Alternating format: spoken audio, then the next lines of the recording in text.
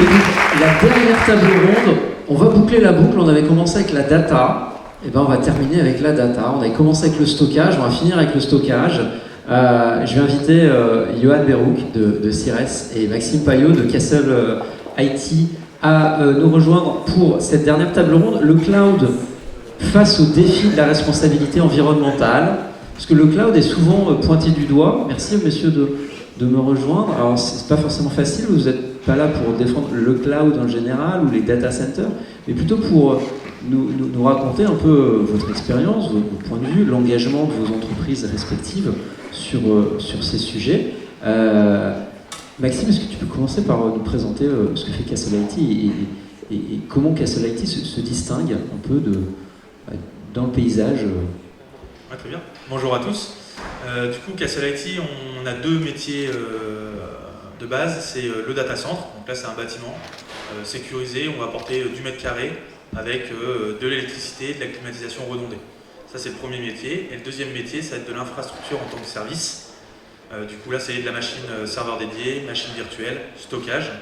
Et on adresse que des entreprises de services numériques, pas de clients finaux en direct, car nos services sont très bruts et il faut globalement avoir des compétences en réseau et en dev, en installation d'OS pour pouvoir mettre ça en place.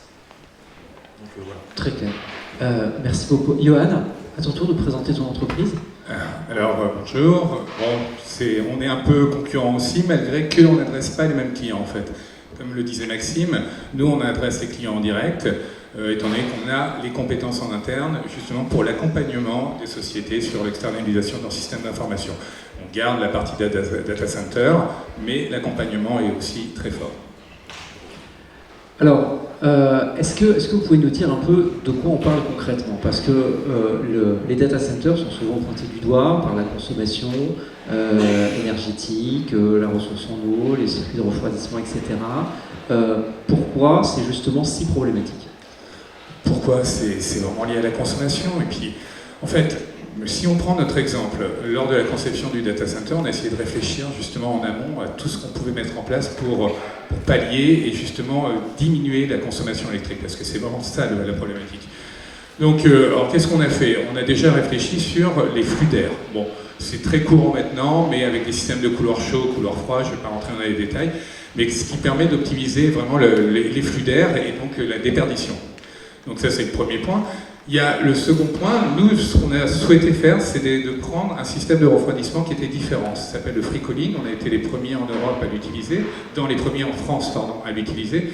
Et c'est quoi la différence? C'est qu'on va avoir une efficience énergétique qui va être beaucoup plus performante. C'est-à-dire que si vous prenez la consommation moyenne en Europe d'un data center qui est mesuré via le PUE, le PUE, ça veut dire quoi? Ça veut dire que pour 1 watt de consommé, il y a par exemple en Europe 0,7 watts de consommé pour la climatisation.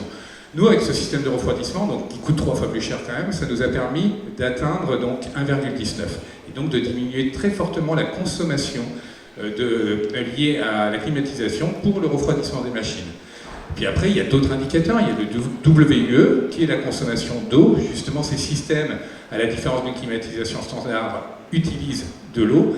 Et donc là aussi, avec une moyenne d'1,16 en Europe, on est, nous, à 0,41, et ce qui permet justement une réutilisation de l'eau. Et en plus, on utilise l'eau de pluie pour permettre cette récupération. On est pour l'instant à 15%, on va évoluer sur ces domaines. Et donc tous ces coûts et en fait toutes ces complexités lors de la fabrication du data center nous ont permis d'avoir un label, le label Code of Conduct, qui est le label des Data Center Green. Mais bon, il y en a plein d'autres, mais voilà, on était assez content d'avoir ce label parce que c'est un investissement fort pour nous. Maxime, c'est quoi la réalité de l'engagement de Castle IT sur ces sujets-là? Comment ça se traduit? Avant de parler de l'engagement de Castle IT, j'aimerais quand même juste poser quelque chose, parce que généralement on dit souvent que les data centers en fait sont très polluants. Alors c'est vrai que quand on regarde l'activité en tant que telle, c'est une activité qui va être très polluante, parce que c'est un site qui va consommer beaucoup d'énergie. Après, sur cette partie-là très polluante, va falloir le reclassifier avec justement les exemples que donnait Johan, sur qu'est-ce qui est mis en œuvre pour économiser de l'énergie, etc. Quand vous allez mettre de l'infrastructure en data center, c'est des bâtiments qui sont optimisés pour justement être efficients énergétiquement parlant. Donc, Les serveurs aujourd'hui que vous avez dans vos entreprises vont consommer une certaine consommation énergétique. Vous allez utiliser de la consommation énergétique pour refroidir ces serveurs-là, et l'espace n'est pas optimisé, le refroidissement n'est pas optimisé. L'onduleur que vous avez, c'est un onduleur qui va peut-être être rackable si vous êtes déjà sur des onduleurs semi-professionnels, ou l'onduleur que vous voyez en bas de vos bureaux. C'est pas des onduleurs qui sont très performants avec des grosses technologies dedans, parce que c'est pas forcément très cher en termes d'investissement, et du coup vous n'allez pas avoir une performance énergétique qui est forte. Donc déjà la première question à se poser, c'est sans les data centres, quelle serait la consommation énergétique qu'on aurait en France? Et une fois qu'on a posé ce constat-là, on peut se rendre facilement compte qu'on aurait une consommation beaucoup plus forte. Donc maintenant que ça c'est posé... On a un chiffre, on a une idée, c'est x2, x5, x10, x10. Non, aujourd'hui il n'y a eu aucune étude qui a été faite sur le sujet. Après, ce qu'il faut réaliser, c'est l'investissement déjà initial sur une salle informatique un tout petit peu normée dans les entreprises. Pour se donner un ordre d'idée, c'est quelques mètres carrés qui vont être dédiés, généralement 5-6 mètres carrés. Une baie informatique en métal, majoritairement fabriquée en Chine, qui sont importées en France, donc vous avez un bilan carbone qui est quand même assez mauvais. Ensuite, vous allez avoir toute la partie switching, routing, qui est commune dans toutes les entreprises, que vous ayez un data center ou pas. La partie serveur, vous allez mettre dedans. Quand on parle de climatisation, vous allez avoir une cassette en clim en plus, vous allez avoir du fluide, généralement en détente directe, avec du coup du gaz qui est inflammable dedans, donc, et qui est très nocif pour la couche d'ozone. Donc à chaque fois que vous allez avoir une maintenance dessus, vous avez des risques des fuites, etc. Donc il y a une empreinte carbone qui est forcément plus négative sur les sites individuellement parlant que sur des sites qui sont conçus pour héberger du serveur, et donc derrière de la donnée. Donc ça, je voulais quand même bien préciser ça, parce que généralement c'est quelque chose qu'on oublie de dire dans le discours général, c'est que aujourd'hui ces outils informatiques sont nécessaires dans la vie quotidienne. C'est-à-dire que demain on supprime les data centres, il faudra héberger quelque part ces serveurs, et la question c'est où et comment. Voilà. Donc on comprend qu'il y a des économies d'échelle, merci de le rappeler. Est-ce qu'il y a une taille optimale justement? Est-ce qu'à un moment donné, faire trop gros c'est justement pénalisant? Alors oui et non, c'est juste que ça va changer les investissements que vous allez avoir, c'est juste plus une question financière qu'autre chose. Plus votre site va avoir une taille significative, plus vous allez arriver à amortir les investissements qui n'auraient pas été possibles d'amortir autrement. Donc ça c'est le premier point. Après, sur les engagements que nous on a tenus, tout à l'heure Johan disait que ce qui était important c'était la conception du site. La conception du site représente la majorité en fait du bilan carbone. Pourquoi? Parce que sur toutes les constructions aujourd'hui, le secteur du BTP c'est quelque chose qui est important et aujourd'hui qui cherche à se décarboniser dans le temps. Mais il y a aussi dans notre acte d'achat et de construction à réfléchir comment on fait les choses. Quand on va construire le bâtiment, il faut réfléchir d'où vient le métal qu'on achète. Est-ce qu'il est français? Est-ce qu'il est européen? Est-ce qu'il est indien? C'est des vraies questions à se poser et de faire les choix en conséquence de ces entreprises-là. Ensuite, pareil sur le placo. Le placo, il faut savoir que l'industrie du placo, vous avez une très bonne industrie en Allemagne. Donc faire venir d'Allemagne, c'est plus intéressant que de le faire venir d'Asie. C'est pas le même prix. Etc. etc. Là, c'est des choses que ça va parler à tout le monde. Après, si on va sur la partie onduleur, sur les onduleurs, vous avez aujourd'hui les gros faiseurs, c'est majoritairement la Chine, et vous avez un Finlandais. Donc pareil, où est-ce que vous allez vous approvisionner en termes d'onduleurs? Vaut mieux la Finlande, vaut mieux la Chine. C'est pas les mêmes coûts, c'est pas les mêmes technologies, et après c'est des choix de personnes et des choix financiers derrière. Il faut faire attention à tout ça. On reviendra sur le sujet des coûts. Concrètement, du coup, chez Castle Lighting, qu'est-ce que vous avez déployé? Alors, du coup, nous, on a fait attention lors de la construction, donc sur tous les volets de la construction, sur tous les approvisionnements, ça c'est le premier point. Après, le deuxième point qui est important, c'est la partie onduleur. On a un système d'onduleur en fait, qui permet de perdre très peu d'énergie. On a un 99-96% de rendement, donc on perd que 0,04% d'énergie en traitant cette énergie. Ça c'est le premier point. Ensuite, on a une climatisation en détente directe. Donc c'est une climatisation qu'on a dimensionnée pour pouvoir réduire au maximum le coût de refroidissement de l'énergie et de consommer moins. Et le dernier point qui était important pour nous, de mettre tout ça en œuvre si on n'a pas une démarche d'achat d'énergie éco-responsable, on ne voyait pas trop le but. Donc au début on a travaillé avec des certificats verts que vous avez sur tous vos contrats d'énergie, et en fin de compte on a appris par la suite que ces certificats d'énergie là verts en fait sont achetés sur un marché européen, et derrière c'est vraiment de la production nucléaire. Donc même si c'est bas carbone, on ne voulait pas nous consommer cette énergie là, donc on a trouvé une alternative avec Enercop. Et Enercop c'est une coopérative qui s'occupe en fait de produire de l'énergie en partenariat avec des petits producteurs, avec du parc photovoltaïque, de l'éolien, des barrages hydroélectriques et 1% de biogaz. Et globalement, en fait, en faisant le contrat avec eux, ça nous permet d'avoir une énergie qui est verte contractuellement, mais on sait que 100% de leur énergie provient de ces éléments-là, et il n'y a pas une partie qui provient du parc autre, charbon, nucléaire, voilà. Johan, qu'est-ce qui pousse? C'est quoi le déclencheur en fait? Tu disais tout à l'heure, la climatisation, en fait, ça a coûté 2-3 fois le prix de ce qu'on faisait avant, ou de comment on pourrait faire autrement. Donc on comprend que cette démarche elle est coûteuse. Est-ce qu'il y a une logique de retour sur investissement? Est-ce qu'il y a une obligation réglementaire? Est-ce que c'est pour être plus vert face aux clients? Alors donc il n'y a pas de réglementation particulière là-dessus. Mais en plus, comme vous le savez, on prend des petits data centers comme nous, on reste en concurrence avec des gros, des très gros. Il y a une économie d'échelle avec ces très gros qui leur permet justement de proposer des tarifs super compétitifs. Nous, on ne peut pas se décorréler de ces tarifs, on doit en être le plus près possible, on apporte des services complémentaires. Mais... Donc, non, nous, la première démarche, c'était le côté écolo, parce qu'on savait aussi pertinemment que, même si on l'a construit en 2015, que les data centers n'étaient pas autant pointés du doigt à cette époque, mais qu'ils le seront tout ou tard, et donc il fallait qu'on ait déjà cette démarche. D'autre part, comme je vous l'ai dit tout à l'heure, c'était 3 fois plus cher, mais on consomme moins. Et donc on a une optimisation aussi en termes de coûts. Mais je dirais que sur le long terme, c'est un peu compliqué quoi, à calculer. Donc non, quoi qu'il arrive, hormis cette économie d'énergie, parce qu'il y a pas mal de clients qui me disent « Non mais c'est bien ça, donc tu consommes moins, donc ça doit être moins cher. » Ouais. Parce qu'il y a l'achat, il y a l'entretien aussi qui est hors de prix. Et comme le disait Maxime, ne serait-ce que sur les achats, la conception, enfin, tu parlais de placo ou autre, c'est un détail, mais les coûts sont nettement supérieurs. Donc, maintenant, quand tu entends parler de l'ensemble des data centers, des gros faiseurs, ils sont tous à communiquer sur ce côté green. Après, il y a un peu de communication bullshit sur le fait qu'ils ont construit un data center qui est totalement autonome, qui est immergé dans l'eau et que totalement... Enfin, ouais, c'est top, hein, c'est top. Mais bon, c'est pas le plus répandu, bien loin de là. Donc non, c'était vraiment cette vocation d'avoir une vocation green. Et je reviendrai peut-être après. On a pas mal encore d'étapes à faire, ne serait-ce que mettre des panneaux solaires. Il y a une époque, on a fait des études il y a 2 ans de ça. Économiquement, c'était rêve, quoi. Clairement, enfin, le retour sur investissement était très compliqué. Comme je vous l'ai dit, les marges sont faibles. Les informaticiens coûtent très cher, et donc voilà, faut que...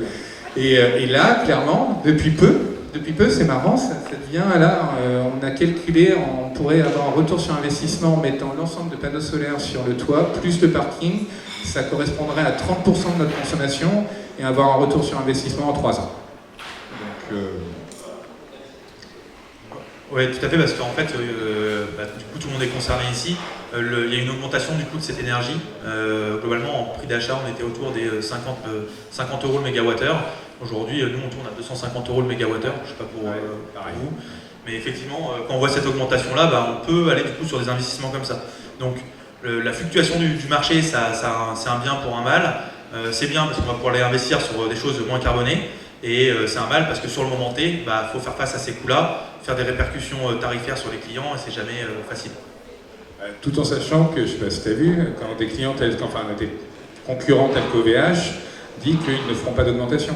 Ils ont changé leur point de vue, ils font une augmentation tarifaire sur la fin de l'année de 10 points. Ah d'accord, la dernière info. Il y a ce qu'ils disent et ce qu'ils font en fait. Mais voilà, puis il y en a d'autres qui vont le faire, je pense, des plus gros. Et donc voilà, c'est compliqué pour nous aussi d'augmenter massivement nos clients, tout en sachant que l'impact de l'énergie dans les coûts de nos services est très important. Et vous qui êtes l'un et l'autre des acteurs locaux, on a parlé Made in France, est-ce que c'est une carte importante à jouer par rapport à votre clientèle, cette proximité, parce qu'il n'y a pas que le tarif quand même à un moment donné, est-ce que ça joue? Non, et puis c'est ça le paradoxe du cloud. Hein. Je sais pas, tu te rappelles, il y a longtemps de ça, enfin même une dizaine d'années, on disait le cloud, peu importe où est ta donnée, on s'en fout, c'est le cloud. Et là, maintenant, j'ai de plus en plus, que ce soit des institutionnels ou des parties, enfin des chefs d'entreprise qui me disent « Attends, il est où ton data center ?» Mais il est juste là, quoi. Ah ouais, donc je peux aller voir. Au bout du compte, il n'a aucun intérêt pour ça, mais il y a vraiment une appétence, et je pense que tu as le même ressenti. Ouais. Hein. Globalement, oui, on est en France, on aime bien ce qui est à côté de chez soi, on aime bien pouvoir se balader le dimanche, et même si c'est pas du tout notre route, aller se faire une balade et te dire tiens, moi je suis hébergé ici, c'est à tel endroit, passer devant et dire c'est ici. Mettre ça quelque part. Et en plus, ça rajoute un sentiment qui est rassurant en fait pour les clients. parce qu'ils disent on ne sait pas, parce qu'on a eu tous les problèmes avec les données qui fuitaient aux États-Unis, etc. Là, au moins, ils savent que les données sont ici et il n'y a pas de débat d'où elles sont. Oui, puis essaye d'appeler le service client de OVH ou d'Azure. Hein, enfin, si tu n'es pas une boîte multinationale, tu n'as pas de lien, tu n'as pas de possibilité. Et c'est cette proximité, comme le dit Maxime, qu'on a. Exactement. Vous êtes installé où Nous, à l'Arcé, et derrière Saint-Avertin. Et donc, nous, Tours Nord, rue de Suède. Et justement, tiens, en parlant de rue de Suède, il y a un complexe qui va se construire d'habitation, le domaine de Suède, juste en face du data center, et donc on est en pourparlers pour faire justement un échange thermique. Et en fait d'envoyer de l'eau à 36 degrés pour permettre de diminuer la nécessité d'augmentation de chaleur de cette eau. Et nous récupérer l'eau justement pour le refroidissement. Est-ce que c'est quelque chose, Maxime, ce sujet de mutualisation aussi, des énergies, c'est quelque chose qui est d'actualité chez Castle IT ou... Alors aujourd'hui, non, nous on est vraiment dans une zone industrielle où du coup il n'y a pas d'habitation autour. Ça c'est le premier point. Du coup on peut pas aujourd'hui récupérer cette énergie-là. Deuxièmement, on n'est pas en refroidissement à l'eau, donc on n'a pas un système d'eau qu'on va pouvoir revaloriser. Donc on va pouvoir juste extraire de l'air chaud et à la rigueur avec des tubes les remettre sur une entreprise à côté. Après on avait fait une étude, c'était en 2017, et 2017 c'était très compliqué à mettre en œuvre. Oui, et puis soyons clairs, hein, ce que ça apporte des deux côtés reste très faible. On va se dire aussi que c'est aussi de la communication. Il y a un apport, certes faible, et puis de la communication écolo derrière. Au moins ça va dans le bon sens. Et aujourd'hui... Je voulais savoir, qu'est-ce qui Le micro va est vraiment défausté. guider votre implantation à un endroit en particulier? Pourquoi vous avez choisi de vous implanter là?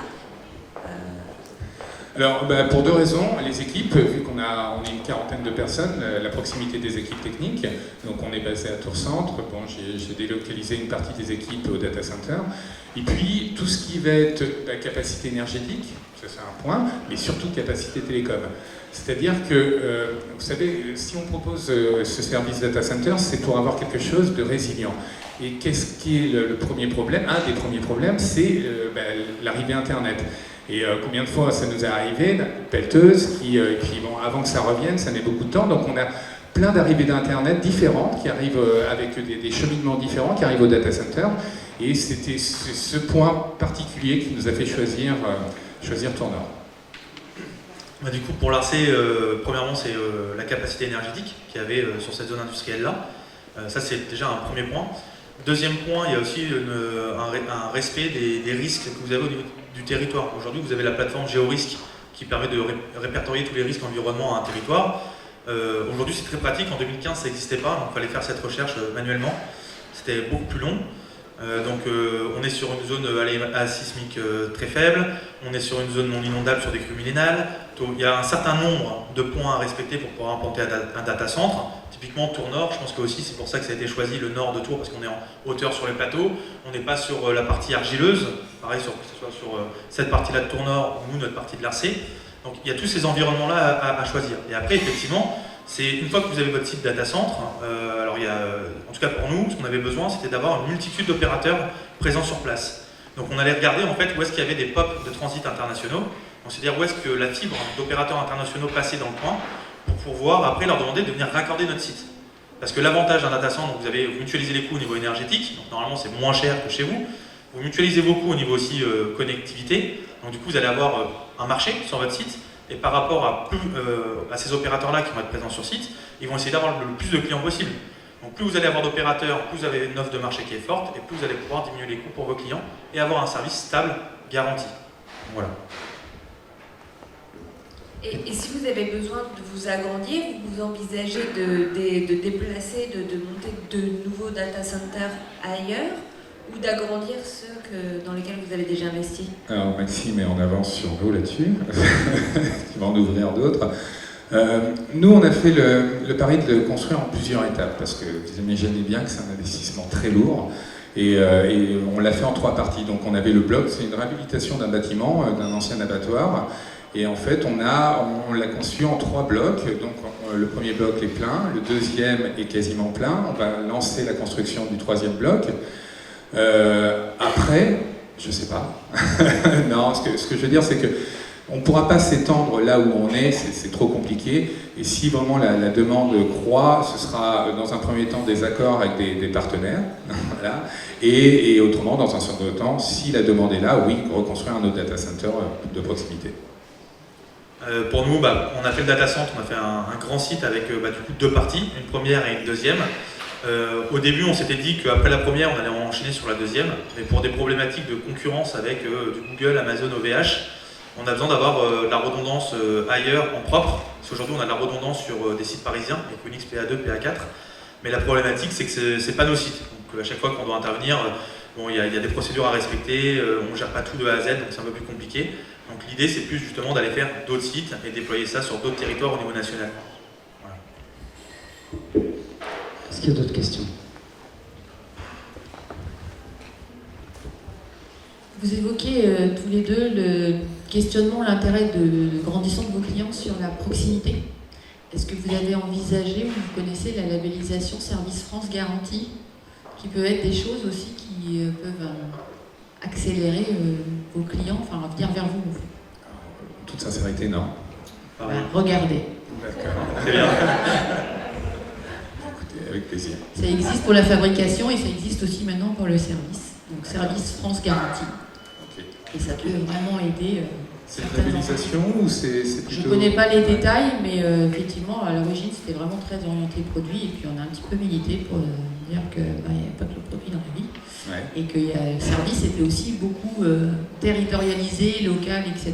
Et que certaines entreprises commencent à regarder ça sur leurs interlocuteurs services parce qu'ils sont France Garantie. Ouais. Quand vous parlez de France Garantie, c'est vrai que, comme disait Maxime tout à l'heure, le côté français, c'est important, que ce soit la présence du data center, la localisation du data center, mais aussi le fait que la société soit française, détenue par des Français. Et c'est vrai que ce qui nous a servi là-dedans, c'est la mise en place du Patriot Act, qui définit que toute société hébergée sur un cloud américain, quand je dis cloud américain, ça peut être du Azure, comme pour beaucoup Microsoft 365, il faut savoir que les données, certes, si on vous dit qu'elles sont en France, peu importe, le gouvernement américain a le droit de regard dessus.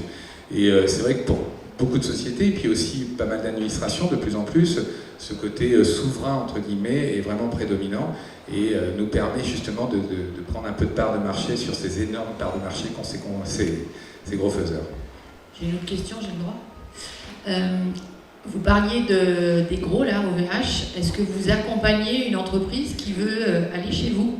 C'est mon cas, je suis chez OVH, je ne suis pas du tout contente. En plus, comme je suis dans le service, je suis hyper exigeante. En plus, j'y connais rien, la technique, donc je ne veux pas qu'on m'en parle. Mais est-ce que vous n'avez pas une piste d'innovation service, là, d'essayer d'accompagner des gens qui veulent quitter des structures comme ça, vers des locaux avec une éthique différente? Et c'est un service d'accompagnement, parce que là, moi, je vais m'occuper de rien. Typiquement, sur ce genre de profil, c'est le bon exemple. Moi, je ne peux pas y répondre. Johan peut y répondre. Alors tu peux y répondre avec tes partenaires, oui, mais oui, voilà, c'est ça la différence. C'est pour ça qu'on s'entend bien, parce que de notre côté, on se retrouve peu sur... non, mais on se retrouve... c'est vrai que quand Maxime est arrivé... On boire un verre aux événements. C'est ça, exactement. Mais c'est vrai que quand on a su que Castle IT arrivait, c'est vrai qu'on a eu un peu peur par rapport à ça. C'est toujours un concurrent de proximité.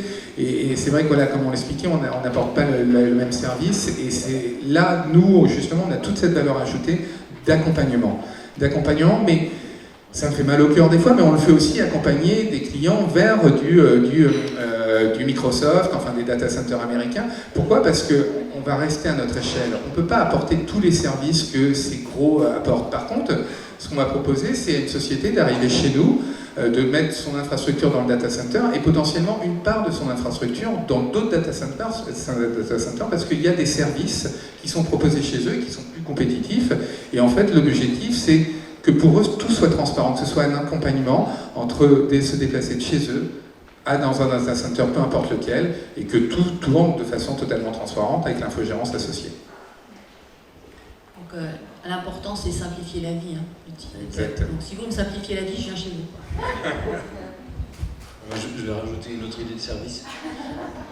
Moi, je suis effaré de voir les quantités de données, en fait. L'explosion pour un business qui est à peu près le même qu'il y a quelques années. Les volumétries de données sont devenues exponentielles. Quand on était dans nos salles informatiques, L'avantage, c'est qu'on les voyait, les disques durs. On savait qu'il fallait les racheter et puis en mettre de plus en plus. Là, aujourd'hui, avec le cloud, on le voit plus. Et c'est un petit peu comme la carte bleue et le cash, si je peux me permettre. La carte bleue, c'est sans douleur, donc on ne voit pas. Et s'il y a un des services qui serait intéressant, ce serait de travailler sur justement comment être vertueux dans la génération de données, dans le stockage de données, dans le tri des données, pour justement en stocker moins. Ça va peut-être pas arranger votre business model, mais pourquoi pas faire le FC aussi. Si je peux répondre là-dessus, sur la partie infrastructure, en fait, vous avez les données qui augmentent avec le temps, qui sont exponentielles. C'est lié à deux facteurs. Premier facteur, la qualité de développement de code. Majoritairement, comme aujourd'hui on a beaucoup de ressources, le code on s'en fiche, on fait des gros codes très complexes, avec plein de requêtes pour pouvoir accéder aux données comme il faut, parce qu'on sait que derrière ça va tourner, il y a des gros serveurs. On ne va pas forcément passer beaucoup de temps sur développer un code clean, pur, qui est plus efficace et efficient. Premier point. Et deuxième point, aujourd'hui on est tous avec des téléphones qui sont quand même dernier cri. Ces téléphones-là ont des photos qui sont de meilleure qualité. Les versions d'Excel d'aujourd'hui ont plus de fonctionnalités, donc vous allez avoir plus de stockage sur ces données-là, etc., etc. Et donc en fin de compte, l'utilisation quotidienne fait qu'on a besoin de plus d'espace. Pourquoi? Parce que c'est lié au développement, c'est lié à notre utilisation à tous, hein, c'est pas lié à un secteur d'activité ou une personne, c'est vraiment notre utilisation quotidienne. Et après, sur la partie indolore, oui, c'est exactement comme le cache et l'ACB, mais c'est pas comme rajouter un disque dur, parce que quand vous allez rajouter un disque dur, vous achetez votre disque, quand vous êtes en mode hébergé, vous allez payer un frais mensuel. Donc en soi, la notion de coût est à peu près équivalente. Après, par contre, la comparaison cash carte de crédit est totalement vraie. Vous cliquez sur une interface, ça débite le compte, vous le voyez presque pas.